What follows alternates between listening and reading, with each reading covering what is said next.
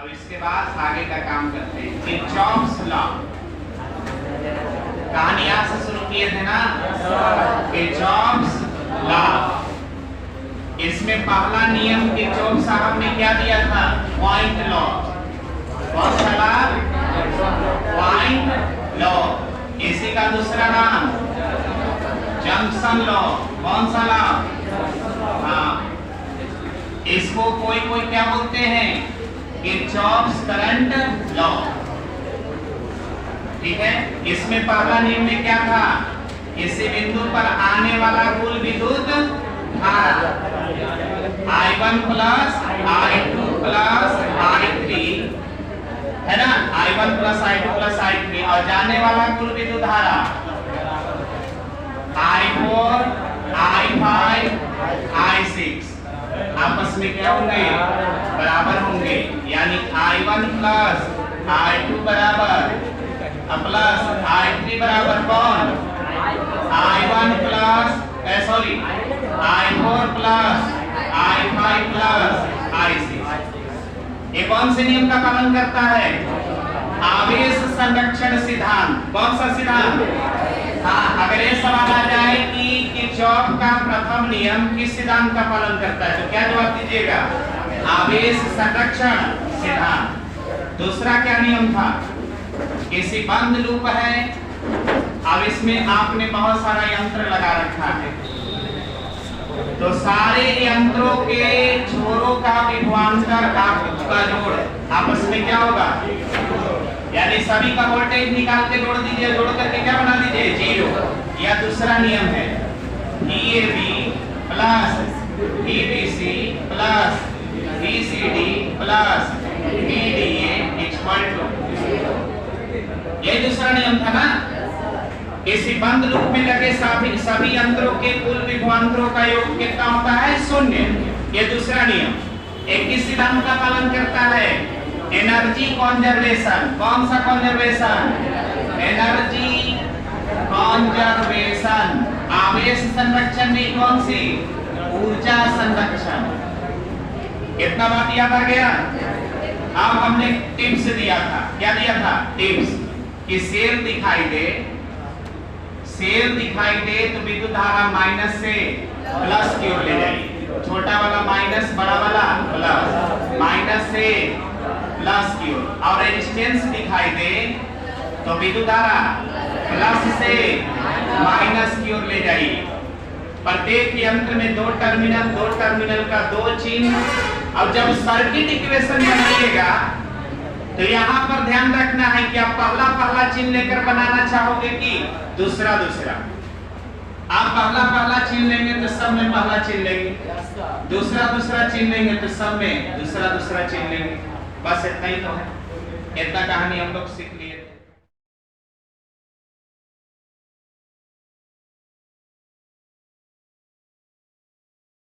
तो सेल तो दो आपके पास है, दोनों में धारा दिखा दीजिए। तो दोनों में हम लोग धारा दिखाएंगे। पहले नंबर दिखा दिया, मान लो इसमें धारा बह रहा है कितना? ऐसी बहेगा ना, माइनस से प्लस की ओर। इसमें धारा दिखा दिया I1। क्या दिखा दिया? I1। फिर इसमें धारा दिखाया इधर से कितना? I2। अब यहां पर देखो ध्यान से, यहां पर एक करंट को देखो। यहां पर करंट I2 तो आएगा, लेकिन इसको दो रास्ता मिलेगा, कुछ इसमें चला जाएगा, कुछ इसमें चला जाएगा। तो हम करें क्या? इसमें भेज दिए, मान लो कि करंट कौन सा? I3। कितना करंट भेज दिए? I3। तो इसमें कितना करंट चला जाएगा? देखकर बताओ। तो I2 में से I3 जो घट जाएगा, जो बच जाएगा, इसमें चला जाएगा। तो इसमें करंट कितना जाएगा? I2 माइनस I3 होगा ना। अच्छा, इधर से कितना करंट आएगा?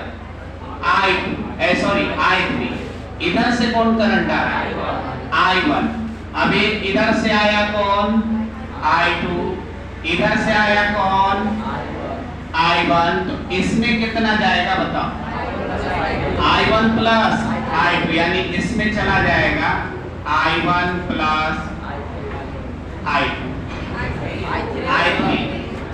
I3 प्लस I1 I3 ना, इसमें कितना I3, इधर से कौन I1, इसमें कितना जाएगा I1 प्लस I3। थोड़ा इसको हम साफ कर देते हैं,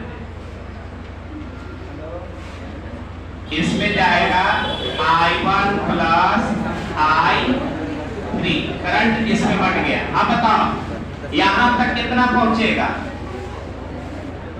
यहां तक कितना पहुंचेगा I1 प्लस I3, इसमें कितना चला जाएगा, कितना चला जाएगा तो लोग पूरा हो जाएगा। I2 जा रहा है ना, तो इसमें चला जाएगा कौन I2, इसमें कितना चला गया I2 इसमें भी कितना दिखाई देगा I2, इसमें I2, इसमें कितना जाएगा बताओ, यहां पर कितना है I1 प्लस I2, इसमें निकल गया कितना I2, इसमें कितना चला गया I1 प्लस I2 में से कौन माइनस कर देंगे, I1 प्लस I3 में से किसको माइनस कर देंगे I2 को, तो इसमें कितना करंट जाएगा देखकर बताइए, बोलो। I1 प्लस I3 और माइनस I2 चला जाएगा करंट। अच्छा यहाँ पर कितना करंट आएगा देखकर बताओ, इधर से करंट कितना आ रहा है I1 plus I2, I1 plus I3 और माइनस I2, इधर से कितना आ रहा है I2 माइनस I3, तो इसमें कितना करंट जाएगा जोड़कर देख लीजिए I1 ही जाएगा। देख लो इधर से करंट कितना आया I2 माइनस I3, इधर से करंट कितना आया I1 प्लस I3 और माइनस I2 आया, तो इसमें कितना जाएगा, इधर से आया इधर से आया इसमें जाएगा, तो जोड़ के देखिए I2 से I2 कैंसिल, I3 से I3 कैंसिल, कौन करंट जा रहा है लूप कंप्लीट। सब में हमने करंट को क्या कर दिया दिखा दिया। एक करंट डिस्ट्रीब्यूशन ही आपको माइंड को लगवाएगा, करंट को बंटवारा जो करेंगे ना वहीं पर आपको थोड़ा सा माइंड प्रेशर महसूस करेगा, अदरवाइज कहीं भी इसमें कोई दिक्कत नहीं। ठीक है, अब क्या करें बताओ, टर्मिनल चिन्ह दिखा दो या धारा के साथ चलो, यही ना टर्मिनल चिन्ह दिखाइए, टर्मिनल चिन्ह दिखाओ, कैसे दिखाओगे, यहाँ प्लस यहाँ, क्यों, क्योंकि रेजिस्टेंस में धारा प्लस से, यहाँ प्लस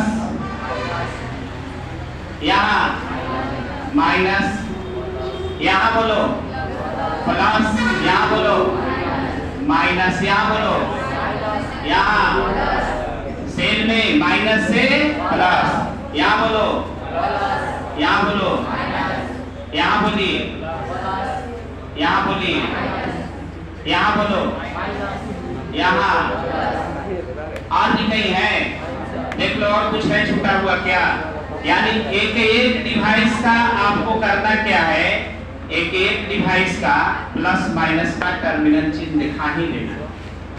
अब आप घूमो क्लॉकवाइज एंटी क्लॉकवाइज, जैसे घूमना है, ए लूप पहला, ए लूप दूसरा, अब ए लूप तीसरा, तीन बंद घर तीन लूप।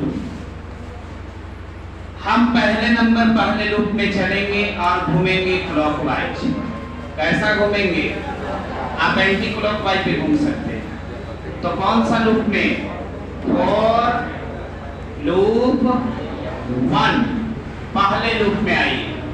तो पहले लूप में आइएगा तो समीकरण क्या पाइएगा, पहला चिन्ह बोलो, यहीं से घूमोगे कि सेल से, सेल से घूम जाओ, बोलो पहला चिन्ह माइनस, वोल्टेज कितना, तो क्या लिखे -10, फिर इसके बाद इसके पास पहुंचे, बोलो कितना है इसमें, प्लस मिला ना, सिर्फ पहला क्या मिला प्लस, रेजिस्टेंस कितना, कितना लिख दे बोलो प्लस 4i3, फिर इसके बाद यहाँ आइए बोलिए प्लस रेजिस्टेंस रेजिस्टेंस कितना 2 और करंट कितना 2 into I1 plus I2 I3 ठीक है ना। ऐसे मिस करेगा तो बताना। थोड़ा इसमें क्या है ना कि हमको बार बार इधर उधर ध्यान देना पड़ेगा। I1 plus I3 कहाँ तक पहुंचे? यहाँ तक। ये वाला को छूट रहा है, इसको भी ले लो। पहला चिन्ह प्लस वैल्यू बोल दो इसका। इसमें करंट कितना गया है I2 गया है ना, तो बोलिए 1 into I2, केवल I2 लिख दें। I2 सबको जोड़कर कितना बना दो 0। अब थोड़ा इसको सजा दीजिए, सजाइए। 2I1 अब फिर बोलो 2I3 अब 4I3 कितना 6I3 I3 बाद में लिखेंगे। I2 बोलो I3 बोल दो 6I3 आई माइनस में उधर जाएगा तो किसमें प्लस। ये बन गया समीकरण। कितने समीकरण तैयार होंगे बताओ? 3 4 समीकरण बन जाएगा। अब किसमें आइए बोलिए, इसमें लूप सेकंड में घूमो, इसमें भी क्लॉकवाइज घूम जा रहे हैं। फॉर लूप सेकंड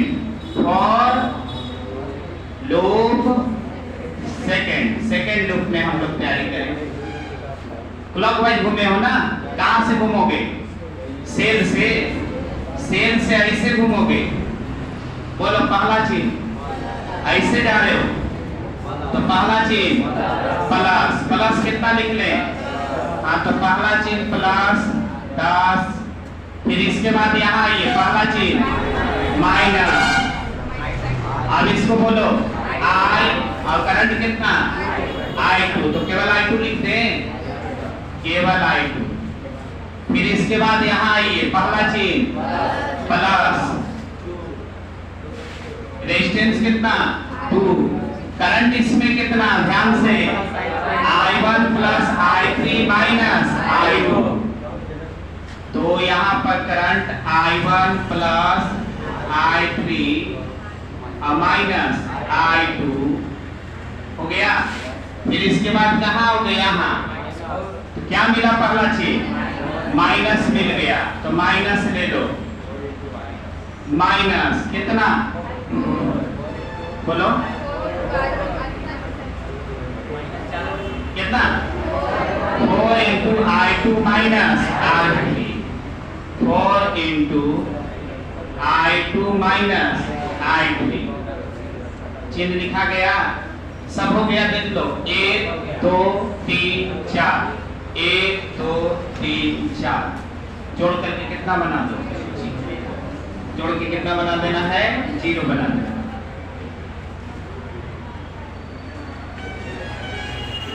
अब इसको सॉल्व करो रैंडमली मन में। I1 को पहले रखना, 2I1 और कहीं I1 नहीं, 2I1, फिर I2 को बाद में रखना। बोलो 2I2 माइनस में और माइनस में 4I2 और माइनस 4I2, बोलो माइनस 8I2। इक्वेशन मिलाते रहिएगा। अब कौन? I3, 2I3 और माइनस 4I3। देखो 2 कितना है? बोलो 2I3 और ये प्लस हो जाएगा ना, माइनस माइनस प्लस 4I3 कितना हो गया? बोलो 6 ना, प्लस में कि माइनस में? प्लस में 6I3। और भी कुछ है? ये माइनस प्लस में उधर जाएगा, किसमें हो जाएगा? माइनस में। देख लो इक्वेशन मिला लेना। माइनस 10 का विकल्प 7I2 की I3 2I2 कितना हो गया? Minus 2I2। अरे वही था सही। यही सब पर ध्यान देना, यही सब पर ध्यान देना, वरना मिस कर जाएगा। काम काम टफ नहीं, सावधानी वाला काम। यहाँ पर चेंज कर देना, कितना लगाते हैं 7 I2। अब सही है ना, मिला नहीं बढ़िया से, मिला लो फिर से, इक्वेशन बनाने में तो कोई प्रॉब्लम नहीं है। तो हमारे पास आ गया 2I1 - 7I2 + 6I3 = -10। ये समीकरण सेकेंड। अब कौन से समीकरण में आइए, कौन से लूप में घूमोगे, कौन में घूमोगे, थर्ड में, तो for loop third, for loop third, तीसरा लूप में ऐसे घूम जाते हैं। बोलिए पहला चीज -5 वोल्ट, फिर इसके बाद यहां तक कुछ ना मिला, यहां बोलो पहला चीज +2, धारा बोल दो I1 + I3, I1 + I3 हो गया। फिर इसके बाद यहाँ आइए, पहला चीज बोलिए 2 × धारा बोलो I1 + I3 - I2 हो गया ना। 3 वो है 1 2 3, 1 2 3 = कौन, सम कीजिए 2I1 और 2I1, कितना I1, 4I1। आप फिर बोलो 2I3 और 2I3, 4I3, 4I3, फिर बोलो -2I2, -2I2, ये माइनस में उधर जाएगा तो ये समीकरण थर्ड। अब आपका काम, क्या आप इसको सॉल्व कर सकते हैं, I1 I2 I3 का मान निकाल सकते हैं। अगर I1 I2 I3 का मान आपने निकाल लिया तो सारा ब्रांच में करंट मिल जाएगा। इस ब्रांच में कितना I3 निकालने के बाद आंसर, इस ब्रांच में कितना I2 - I3, इस ब्रांच में कितना I2, इस ब्रांच में कितना करंट है I2 करंट है, इस ब्रांच में कितना करंट है I1 + I3 - I2। अगर I1 I2 I3 निकाल दिए तो सारे प्रश्नों का उत्तर तैयार, केवल थोड़ा थोड़ा उसको काम करते रहना। तो समस्या, सबसे बड़ी समस्या है करंट डिस्ट्रीब्यूशन। अब करंट डिस्ट्रीब्यूशन को मान लेना कि पानी डिस्ट्रीब्यूशन। अभी जो आप रास्ता देख रहे हो, परिपथ देख रहे हो, वो समझ जाओ कि पानी के बहाव के लिए एक रास्ता बना हुआ। अब इतना अगर माइंड में सेट है तो करंट बांट, मान लो यहाँ से पानी चला, यहाँ दूर रास्ता मिला, अब यहाँ से चलाते तो यहाँ पर भी बंटवारा कर सकते थे, हम यहाँ से चलाए तो यही बंटवारा करते। यानी आपको पानी जैसे बांटते हैं ना अप्रोक्सीमेटली, उसी तरह से करंट को क्या कर देना है, बांट देना। ठीक है ना। तो इक्वेशन तो आप लोग बना डालोगे। इक्वेशन आप लोग करना क्या, इस सेट इक्वेशन ही केवल उतारना। पहला समीकरण क्या बनाए हैं ये उतारिएगा, दूसरा समीकरण क्या बनाए हैं ये उतारिएगा, तीसरा समीकरण क्या बनाए हैं ये उतारिएगा। ठीक है। और ये तीनों समीकरण केवल उतारना है। प्रश्न आपकी किताब में प्रैक्टिस क्लास में करवा दिए। आपको करना क्या है, घर पर इसको दोबारा बना करके इक्वेशन जांच कर लेना कि यही बनकर तैयार हुआ कि नहीं। हो सकता है चीज इधर उधर हो जाए तो फिर क्या करना, सॉल्व करना। अब अपने मान को अपने मान में भी रखना, इसमें भी रख के देख लेना। समझ में आई बात। अगर दोनों मान संतुष्ट है तो आपका भी सही, मेरा भी सही। इससे क्या होगा कि आपको माइंड थोड़ा खुलेगा। एक दो बार और अगर प्रैक्टिस करो, क्योंकि किरचॉफ का नियम हल्का, लेकिन चूंकि इस नियम को कठिन डिसिप्लिन बना देता है। नियम हल्का हो लेकिन डिसिप्लिन अगर वहां आ गया तो अपने आप कठिन लगने लगता है। क्योंकि हम लोग का देखो, हम ही खुद बना रहे थे तो मेरा नजर फिसल जा रहा था। I1 की जगह I2 लिखा जा रहा है, प्लस की जगह माइनस। नजर फिसलने की बीमारी तब खत्म होगी जब 2 बार 3 बार 4 बार, अब इसको बार बार बनाते रहो। अब उपाय वही है। अच्छा, कोई पहला चीज लेकर के काम करेंगे, कोई दूसरा लेकर काम करेंगे, उनसे कोई प्रॉब्लम नहीं है। चूंकि गणित अलाउड करता है कि x माइनस वाई बराबर 0 या माइनस एक्स प्लस वाई बराबर 0, दोनों बातें क्या है? या तो आप इसके साथ माइनस ले लो या तो इसके साथ माइनस ले लो। गणित अलाउड करता है तो उससे कोई प्रॉब्लम होने वाला नहीं। अधिकांश लोग सेकंड चीज लेकर के काम करते हैं, या अधिकांश लोग कहेंगे कि धारा के दिशा में रेजिस्टेंस में चलिए तो प्लस लिखिए और उल्टा चलिए तो माइनस लिखिए। ठीक कहते हैं, उनका कोई गलती नहीं हो, सही। लेकिन उसमें करंट डिस्ट्रीब्यूशन में हमको थोड़ा सा कॉम्प्लेक्स लगा, इसलिए हमने एक नए तरीके से सॉल्व करने के लिए सीखा। अब इसको हम इसी तरीके से आपको बताते हैं। काम ऐसा ही करना, ठीक है ना? काम में कोई परेशानी नहीं होनी चाहिए। अब एक बात इंपॉर्टेंट ध्यान से सुनिएगा, यहाँ पर समीकरण उतार लो, केवल समीकरण उतार लिए हो। अब प्रश्न आपके पास होगा एनसीईआरटी का। अब एनसीईआरटी का प्रश्न आपके पास नहीं, किताब नहीं है, तो गूगल से जाकर के डाउनलोड कर दो। गूगल पर अवेलेबल है किताब। अगर आप ना करते हैं, गूगल से डाउनलोड कर लीजिए, पूरा किताब मिल जाएगा। अब तो सुविधाएं अनेक, पढ़ने के लिए केवल आपकी इच्छा होनी चाहिए। अब सुने यहाँ पर ध्यान से एक खास बात।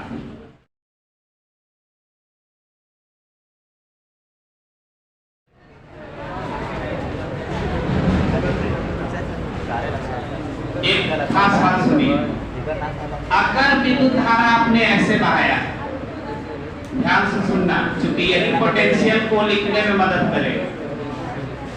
अगर विद्युत धारा आपने ऐसे बहाया है, यहाँ का पॉइंट आपने नाम दिया और यहाँ का नाम पॉइंट बी नाम दे दिया। आप देख कर बताओ किसका पोटेंशियल ज्यादा और किसका पोटेंशियल कम। देख कर बताओ। विद्युत धारा रेजिस्टेंस में A से B की ओर बह रहा है, तो A पॉइंट पर पोटेंशियल ज्यादा होगा कि B पॉइंट पर पोटेंशियल ज्यादा होगा, बताना है। तो विद्युत धारा उच्च विभव से निम्न विभव की ओर बढ़ती है। किसके अंतर्गत? रेजिस्टेंस में। हाई पोटेंशियल से लो पोटेंशियल की ओर, यानी इसका विभव A का विभव ज्यादा होगा और B का विभव कम होगा। अब ऐसा हो गया तो VAB जब आप लिखिएगा तो लिखिएगा VA माइनस VB। क्या लिखिएगा? VA minus VB। अब A बड़ा है और B छोटा है, तो इसका रिजल्ट कैसा आएगा? पॉजिटिव। क्या आएगा? पॉजिटिव। अब इसीलिए लोग कहते हैं कि धारा के दिशा में जाइए रेजिस्टेंस में तो प्लस लीजिए। क्योंकि आप IR क्या लिखते हो? V बराबर IR। अब V क्या होता है? वोल्टेज होता है। विभव नहीं होता है, वोल्टेज होता है। दो बिंदुओं के बीच में विभव का अंतर होता है। तो लोग वो बोल रहे हैं तो सही बोल रहे हैं, कारण नहीं बता रहे। हमने क्या बता दिया? कारण। क्यों प्लस देना? कारण के साथ विज्ञान को जोड़िए, वरना बेजान विज्ञान हो जाएगा। क्यों प्लस लेते हैं? खाली ऐसे रटे से काम नहीं चलेगा, आपको उसके कारण को समझना होगा। तो प्लस इसलिए लिया जाता है क्योंकि कारण साफ है। रेजिस्टेंस में करंट उच्च विभव से निम्न, यानी यहाँ का विभव ज्यादा होगा, यहाँ का विभव कम होगा। हम ज्यादा विभव में से कम विभव घटाएंगे तो प्लस रिजल्ट आ जाएगा। कौन सा रिजल्ट आ जाएगा? अब यही उल्टा चले तो BA लिखे तो VBA लिखे तो VB माइनस VA, अब क्या आ जाएगा? माइनस आ जाएगा। तो करंट के विपरीत चलोगे तो नेगेटिव, सीधा में चलोगे तो पॉजिटिव। सेल में बात उलट जाता है। सेल का काम क्या है? सेल का काम है चार्ज को निम्न विभव से उच्च विभव पर पहुंचा देना। ऐसा करेगा तो चार्ज में एनर्जी आ जाएगी। अब मेरा काम है, देखो मेरा काम है, इसको हम उठा के ऊपर ले गए तो इसमें आ गया एनर्जी, निम्न विभव से उच्च विभव पर पहुंचा दिया, इसमें आ गया एनर्जी। अब इसको छोड़ भी देंगे तो चलेगा, लेकिन चलेगा तो किधर चलेगा? उच्च विभव से निम्न विभव। यानी सेल क्या करता है? तो सेल हमारे जैसा काम करता है। हम क्या कर रहे हैं? तो इसको उठा के ऊपर ले जा रहे हैं। रेजिस्टेंस क्या कर रहा है? ऊपर से नीचे ला देना। तो इसकी कहानी एक्चुअली में हो रही है ऐसा, रेजिस्टेंस सेल, रेजिस्टेंस और सेल। एक चार्ज, मान लो कि एक चार्ज है, सेल कभी चार्ज देता नहीं, याद रखिएगा, नेवर। सेल की औकात नहीं कुछ चार्ज को देगा, सेल एनर्जी को देता है चार्ज को चलने के लिए। अभी मान लो कि चार्ज यहाँ पर है, एनर्जी मेरा पास ना है, चलने के लायक ही नहीं है।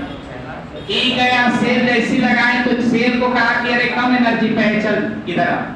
अब यहाँ पर जैसी आया तो निम्न से किस पर चला गया, ऊंच पर, यानी नीचे से ऊपर जैसे। तो चार्ज यहाँ से यहाँ आ गया, इसी के रास्ते आ गया। अब ये यहाँ पर चार्ज है तो ज्यादा एनर्जी में है, और ज्यादा एनर्जी में है तो तनतना के ऊपर जाएगा। अच्छा, यहाँ से जैसी जाएगा, यहाँ पर एक बैठा है एनर्जी को खा जाने वाला व्यक्ति, जिसका नाम कौन है, रेजिस्टेंस। तो यहाँ से क्या किया, चार्ज ने सेल से एनर्जी लिया, एनर्जी लेके घूमे घूमे जा रहा था, रेजिस्टेंस से पास किया, सब एनर्जी होकर खत्म। फिर आ गया यहाँ पर आकर के वहां छान देते, कितना लगूं, सेल लगूं। क्या मांग रहा है, एनर्जी दो, तो कहा कि अभी न दिए थे पैसे ले, फिर एनर्जी इसको दे दिया। फिर गया यहाँ पर जाकर अपना एनर्जी लुटा दिया, या छीन लिया। किसने छीन लिया, रेजिस्टेंस ने। एनर्जी जो छीना वह रेजिस्टेंस हीट बनाने में इस्तेमाल करेगा, लाइट बनाने में इस्तेमाल करेगा। रेजिस्टेंस एनर्जी कहां से खींच ले रहा है, चार्ज एनर्जी कहां से लेकर आ रहा है, सेल से चार्ज एनर्जी मांग करके आया, अब रेजिस्टेंस को थोपिया करके एनर्जी ले लिया और लेकर के फिर भेज दिया कि चल जो जैसे दो वैसे दो। तो यही कहानी हो रही, यहाँ से एनर्जी ऑब्जर्व, यहाँ तक गया एनर्जी लॉस, फिर एनर्जी लेने आ गया, जा रहा है एनर्जी लेने आ रहा है। तो ये सर्कम या कंटिन्यूटी, जब तक सेल की औकात रहेगी कि एनर्जी देते रहेंगे तब तक चार्ज घूमते रहेंगे। लेकिन दुनिया में ऐसा कोई व्यक्ति नहीं है, कोई सिस्टम या कोई यंत्र नहीं है जो इनफाइनाइट एनर्जी को शो करता है। उसकी एनर्जी कभी खत्म हो जाएगी। किसकी एनर्जी, सेल। सेल के पास चार्ज पहुंचेगा एनर्जी लेने, और सेल हो चुका है डिस्चार्ज, अब उसके पास एनर्जी नहीं। तो एनर्जी नहीं तो सेल चार्ज को एनर्जी नहीं देगा, और सेल चार्ज को एनर्जी नहीं देगा तो चार्ज सर्किट में नहीं घूमेगा। तो कहानी वही, पूरा अंदर का मैकेनिज्म पकड़िए, हो क्या रहा है सर्किट में। तो हो रहा है एक देने वाला, अब एक लेने वाला।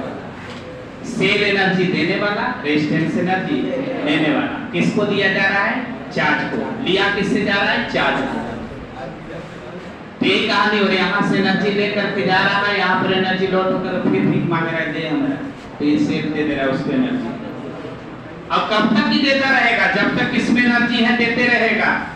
अब जब खुद कंगाल हो जाएगा, एनर्जी देना बंद कर देगा। जब एनर्जी से कंगाल हो गया, उसी को कहेंगे कंप्लीटली डिस्चार्ज, कंप्लीटली डिस्चार्ज। अब एनर्जी देने की औकात इसमें नहीं।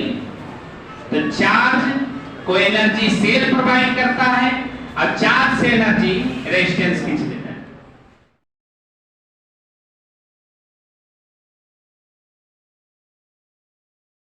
प्रॉब्लम में और बात स्पष्ट हो जाएगी। एक बैटरी हमने लिया, बैटरी का जो ईएमएफ वैल्यू लेते हैं वो कितना है, 5 वोल्ट, और इसके साथ हमने एक रेजिस्टेंस यहाँ लगा दिया, ये 4 ओम का, और यहाँ पर एक और रेजिस्टेंस लगा दिया 1 ओम का। 2 रेजिस्टेंस लगा दिया, और लगाने के बाद यहाँ पर एक पॉइंट लेकर के अर्थिंग कर दी। क्या कर दिए, अर्थिंग। ध्यान से सुन लेना, ये बन जाएगा। तो अर्थिंग वाला जो प्रॉब्लम आती है ना, वो आपसे बनना चाहिए। ये अर्थिंग है, यहाँ पर नाम दे दिया ए, यहाँ पर नाम दे दिया बी, और यहाँ पर नाम दे दिया सी। A B C. सवाल ये है, आपको बताना है ए का विभव, आपको बताना है सी का विभव।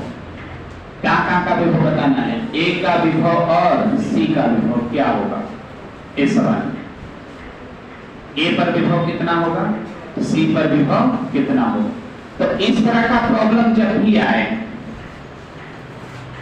तो आप अगर ये सवाल ऑब्जेक्टिव में आ जाएगा तो आप डायरेक्ट बना दो,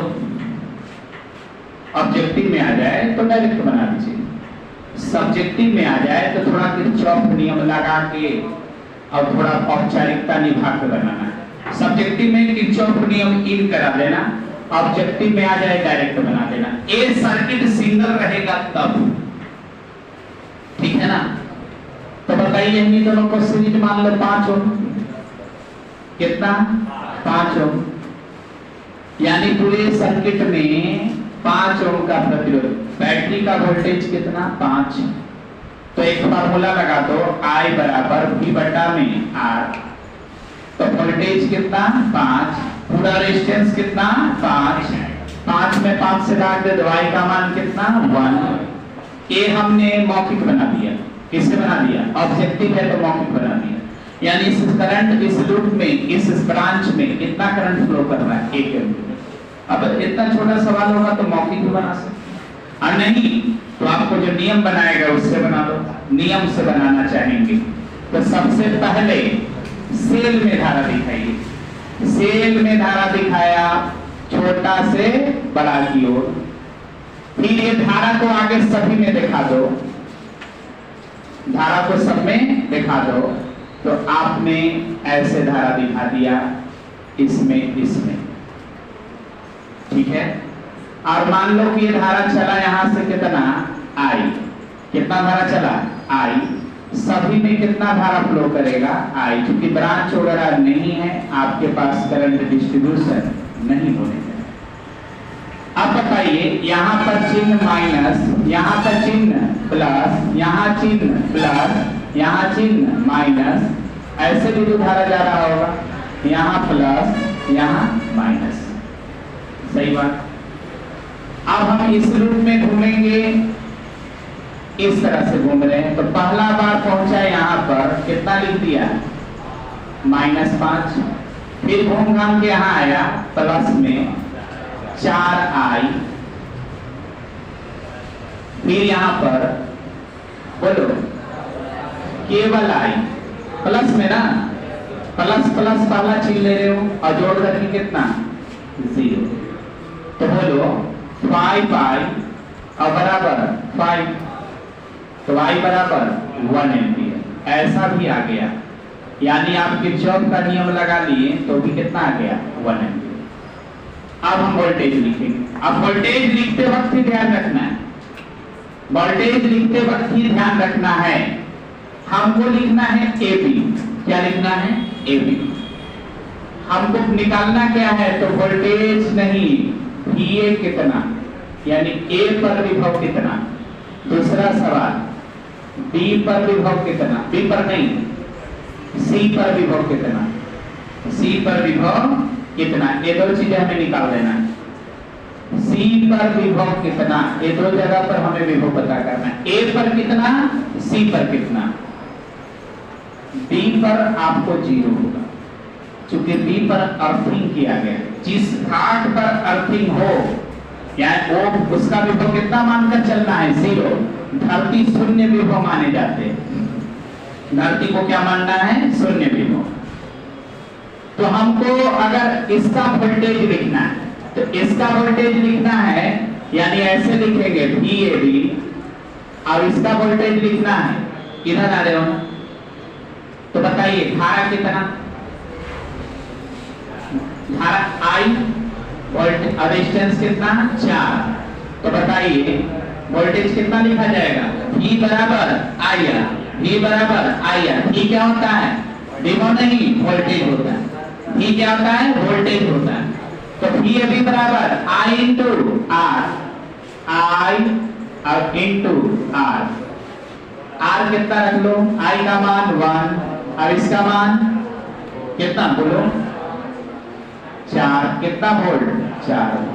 अब इसको तोड़ दो, तोड़ दो तो कैसे तोड़ो, A माइनस B, ये तोड़ोगे ना, VA माइनस VB, अब बराबर कितना 4, और VB का मान कितना पुट कर दो, VB का मान कितना पुट करो, देख कर बताओ Vb का मान 0, यहाँ का विभव कितना 0, क्योंकि वहां ग्रेविटी है और वहां पृथ्वी के साथ कनेक्शन है। अब पृथ्वी जिस पार्ट पर जुटा हो वहां का विभव कितना पढ़ा जाएगा 0। यह अर्थिंग है तो यहाँ पर वैल्यू 0, तो बता दीजिए Va कितना मिल गया, A भाग 0 हो गया, तो Va कितना वोल्ट 4 वोल्ट। Va का मान कितना वोल्ट 4 वोल्ट बन गया। अब हमको क्या लिखना है BC, क्या लिखना है BC, तो BC लिखो, तो BC लिखकर बताओ क्या लिखोगे VBC। करंट कितना I, रेजिस्टेंस कितना 1, तो 1 I केवल लिख दें 1 गुने 1, अरे धारा भी है रेजिस्टेंस भी है तो I इंटू R, 1 गुने 1 बोले तो 1 लिखेंगे कि नहीं लिखेंगे। आप बताइए VB माइनस VC बराबर कितना 1, VB माइनस VC बराबर कितना 1, VB कितना रखते हैं 0, तो 0 माइनस VC बराबर 1, तो माइनस VC बराबर 1, तो VC बराबर कितना माइनस VC बराबर कितना -1। बहुत आसानी से बनेगा। अगर यही बतिया हम ऐसे लिखते तो, यही बात अगर हमारा मन होता कि ऐसे लिखते तब क्या होता, इसमें से इसको घटाते, तो माइनस में से 0 घटाओगे तो वही बात आएगा माइनस में आएगा, किसमें आएगा माइनस में आएगा, दोनों में कोई डिफरेंस नहीं होगा। आपको जैसे चलना है वैसे चलना, दिक्कत तो नहीं होगा। आपको कैसे लिखना है बस ध्यान रखना है कि हम A में से B को घटा रहे हैं, अब A का विभव ज्यादा है और B का विभव कम है, तो यहाँ पर क्या लिखना है प्लस वैल्यू। कौन सा वैल्यू, यहाँ प्लस ले लेना है, क्या लेना है प्लस। अब अगर आप किसमें से किसको घटाते, BA लिखते थे यहाँ क्या लिखते थे माइनस, A भी लिखें तो प्लस, BA लिखें माइनस, क्योंकि BA लिखोगे तो B में से A को घटाओगे, B का विभव कम होगा और A का विभव ज्यादा होगा। क्यों होगा, तो B की ओर करंट आ रहा है, अब A से आ रहा है, तो A पर विभव ज्यादा है, B पर विभव कम। ये तो करंट के डायरेक्शन से हमें पता चल जाता है कि कौन से पॉइंट पर विभव ज्यादा है और कौन से पॉइंट पर विभव कम है, और कौन में से कौन पॉइंट आप घटा रहे हो ये आपको पहले तय कर लेना है कि ज्यादा में से कम घटा रहे हो कि कम में से ज्यादा, कम में से ज्यादा घटाओगे माइनस, ज्यादा में से कम घटाओगे प्लस। तो ये बात माइंड में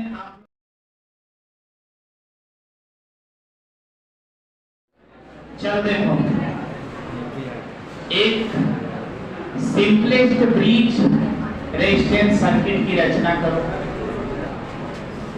सिंपलेस्ट मैंने जो सरलतम, तो सबसे सिंपल जो होगा उसमें 5 रेजिस्टेंस आपको लेने होंगे। कितने रेजिस्टेंस लेने पड़ेंगे 5 को।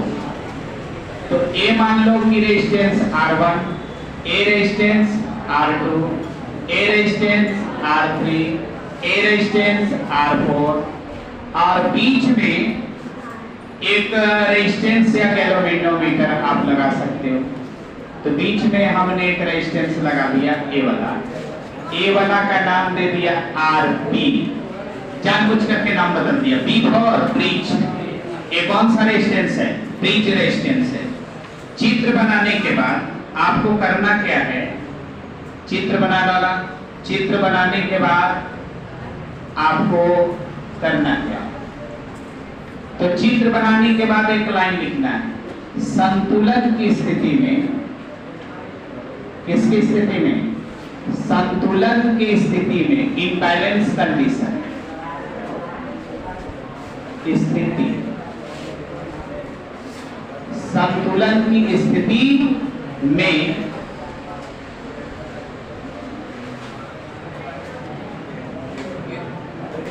ब्रिज प्रतिरोध से, किससे,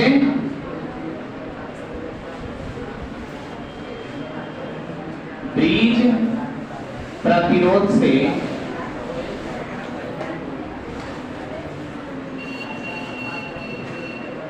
प्रवाहित धारा, प्रवाहित धारा शून्य होगा। क्या होगा? ये बात आप जिक्र कर दो, चूंकि यह बात प्रश्न में कहा गया है। कौन से स्थिति में? संतुलन की स्थिति में। संतुलन की स्थिति में ब्रिज प्रतिरोध से कोई धारा प्रवाहित नहीं होती। बैलेंस कंडीशन में ब्रिज प्रतिरोध से कोई धारा प्रवाहित नहीं होती। ये बात आपको मेंशन पहले करना। चित्र बनाना, चित्र बनाने के बाद 2-4 लाइन लिखना कि मान लिया कि R1, R2, R3, R4, R5 प्रतिरोध चित्रानुसार जुड़े हुए हैं, जिसमें R5 प्रतिरोध जो है वो ब्रिज प्रतिरोध है। इतना लिखने के बाद आपको लिखना होगा कि संतुलन की स्थिति में ब्रिज प्रतिरोध से प्रवाहित धारा शून्य होगा या होता है। इतना ही लैंग्वेज है, ज्यादा लैंग्वेज नहीं डालना है। क्या लिखना है? जब ज्यादा लैंग्वेज ना डालना हो तो चित्र में दिखाया गया है ये बात कर दो, आपको लैंग्वेज से बच जाओगे। माना कि R1, R2, R3, R4 और R5 प्रतिरोध दिखाए गए चित्र के अनुसार जुड़े हुए हैं, जिसमें RB रेजिस्टेंस है। RB अगर 5 कर रहे हो तो RB का तो RB रेजिस्टेंस जो है वो ब्रिज रेजिस्टेंस है, और ब्रिज रेजिस्टेंस से संतुलन की स्थिति में प्रवाहित धारा कितना? शून्य। यानी इसमें कोई धारा पूरा नहीं बनता। अब क्या करो? धारा दिखाओ। क्या दिखा दो? धारा। आप धारा कैसे दिखाओगे? तो मान लो कि इस लूप में धारा फ्लो करता हुआ आपने देखा X, तो बताओ ये धारा X इसमें भी चला जाएगा? इसमें तो जाना ही नहीं है। इसमें जाना है नहीं, तो ये धारा X ऊपर ऊपर वाले ब्रांच में बहेगी। अच्छा, नीचे वाला में आप धारा दिखा दो Y। क्या दिखा दो? Y। तो बताओ ये धारा इसमें जाएगा, ये ब्लॉक है, इससे कोई करंट फ्लो नहीं कर रहा, तो Y करंट इससे फ्लो कर जाएगा। यानी इसमें भी कितना करंट फ्लो करेगा? Y। अब बताओ यहां से कितना धारा आएगा? बोलकर बताओ। आने वाला धारा जाने वाले के बराबर, तो ये यहां से धारा कितना आ रहा होगा? X plus Y। अब X प्लस Y धारा में X धारा इसमें चला गया, Y धारा इसमें चला गया। बाहर कितना निकलेगा? X प्लस Y इधर से आ जाएगा, X इधर से आ जाएगा, Y बन के निकल जाएगा X प्लस Y। बताओ कि किरचॉफ रूल लागू हो गया कि नहीं? आने वाला धारा जाने वाले के बराबर होते हैं, किरचॉफ रूल लागू। फिर इसके बाद टर्मिनल चिन्ह दिखा दो। टर्मिनल चिन्ह में धारा के डायरेक्शन जिधर से चला वहां प्लस, जिधर को चला वहां माइनस। प्लस माइनस, यहाँ बोलो, यहाँ बोलो प्लस माइनस, यहाँ बोलिए माइनस, यहाँ प्लस। प्लस माइनस का साइन दिखा दिया। दो लूप आपको दिखाया, फर्स्ट लूप यह, सेकंड लूप। इसमें आप ऐसे घूम जाओ चाहे ऐसे घूम जाओ, तेरी मर्जी। अच्छा, इस लूप का नाम दे दोगे तो और बढ़िया, लूप का नाम दे दीजिएगा तो और बढ़िया, ना तो फर्स्ट और सेकंड लूप से तो नाम पता चल ही रहा है। तो हम लोग लिखेंगे फॉर लूप 1, फॉर लूप 1। अब देखो 2 लाइन में प्रूफ हो जाएगा। अगर कोई भी डेरिवेशन को आसान बनाना हो तो हमारा टेक्नोलॉजी कहता है कि मानो ऐसे कि मान्यता प्राप्त हो जाए। ऐसा मत मानो जो आगे चलकर के कॉम्प्लेक्स में बदल जाए। हमने ऐसा स्मूथ नंबर मान लिया जिससे हमारा कैलकुलेशन बहुत क्या हो जाएंगे? आसान। ये दोनों प्राणी पढ़े हुए तभी ठीक नहीं है, हैं? सोमारी किए हुए भूखे आ गए। अगर भगवान बदनाम हुआ है तो इंसान की चलती। उसने कहा कि जाओ तुम कर्म भूमि पर कर्म करना, यहाँ घंटी दौड़ा दे तो मिल जाएगा बड़का जो। सबका उम्र है, उम्र के अनुसार जो काम ना करेगा ना उसको यही मिलेगा परिणाम। कोई जरूरत नहीं आपको कोई त्योहार करने के लिए। हमको पता है कि भगवान है, हमको ये भी पता है कि भगवान ने हमें क्या काम दिया है। अब जब ये हमको पता है कि हमको कर्म करने के लिए धरती पर भेजा है, हम दो बात ध्यान रखें, किसी का दिल ना दुखाए, काम ईमानदारी से करें, कोई मंदिर जाने की जरूरत नहीं। यहाँ पर आप लोग उपवास कर रहे हो, दूसरा क्लास में आकर के मरे हुए प्राणी की बातें पढ़े हुए हो। चलो देखो, पहले रूप में आइए, कहां से घूमोगे? यहाँ से घूमते जाना।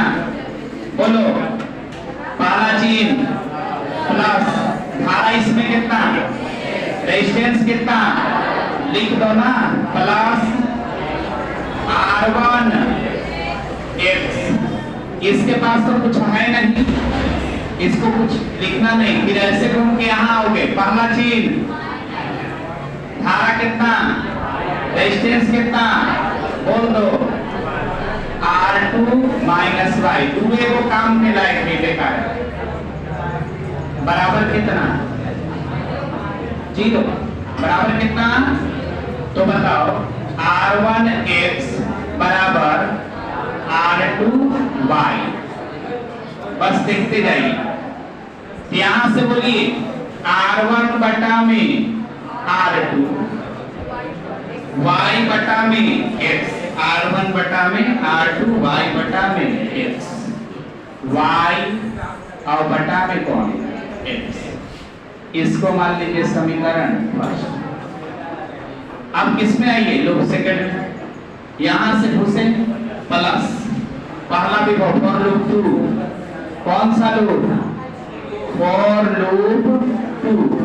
दूसरे लूप में आ जाओ, पहला चिन्ह क्या ले लो? प्लस, रेजिस्टेंस कितना? R3, धारा कितना? X, माइनस, पहला चिन्ह ऐसे घूम रहे, ये मिटाएगा ना, माइनस, और बोलो R2। अब इसमें करंट R4 कितना? R4। और इसमें करंट कितना है? Y है ना, यही करंट Y इसमें गया, Y बराबर कितना? 0। बोलो R3X बराबर R4Y। तो बोलो R3 बटा में R4 बराबर Y बटा में X। प्रूफ बराबर है, देखो Y बटा X के बराबर, तो R1 बटा R2, R3 बटा R4 के बराबर, 2 लाइन का। अब इससे आसान कोई प्रूफ अगर निकालते देखा है तो बताना, हम भी सीखेंगे। तो मैंने पूरे कॉम्प्लेक्स चीजों को हटा दिया। अब इसमें हम लोग को कॉम्प्लेक्स कहाँ होता? यहाँ से धारा I लाते, तो इसमें बांटना पड़ता, इसमें बांटना पड़ता। और ये बात अगर हम पहले नहीं लिखे होते तो इसमें भी करंट देकर के लास्ट में बतिया कहना पड़ता कि ब्रिज से कोई करंट नहीं है, उसको 0 बनाना ही पड़ता। तो जो चीजें बाद में करना पड़ता वो हम पहले ही कर दिए हैं। तो जो भी व्यक्ति जो काम बाद में होने वाला है उसको पहले कर रखा है, आगे चल के उसको आराम मिलेगा। लाइफ हो चाहे कौन से, आगे चल के उसको आराम मिलेगा। मिल गया हमको आराम, पहले ही लिख दिए थे। अब सोच रहे हो कि शुरू में हम लोग बाद में काम करेंगे ना, चलो ना बाद में मानेंगे, बाद में करंट 0 कर देंगे। लो लंबे रास्ते से फिर गुजरना पड़ेगा, यही डेरिवेशन लंबा लगेगा, एग्जाम में आएगा, छूट जाएगा। आप पहले से कुछ ऐसा चीज उसको एज्यूम कर लो जिससे आपको आगे की बात में कोई प्रॉब्लम ना हो। प्रूफ हो गया, दोनों को इक्वल कर दिया जाए ना। एक line from equation first and second, R1 बटा R2 बराबर R3 बटा